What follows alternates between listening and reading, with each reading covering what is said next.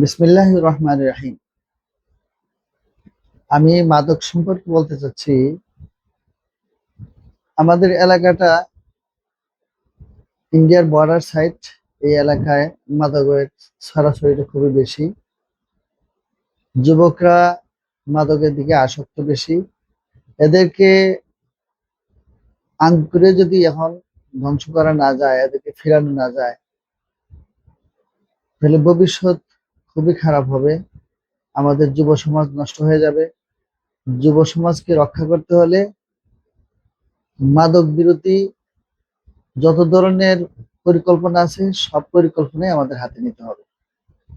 এজন্য সবচেয়ে বেশি সচেতন ইমাম, মুয়াজ্জিন, আলেমগণ এবং যারা ধর্মভীরু, তাদের সবসময় খেয়াল রাখতে হবে যে কোথায় মাদকের ছড়াছড়ি বেশি, কোন যুবকটা মাদকের দিকে আসক্ত হচ্ছে, এদেরকে ফিরে আনা দরকার।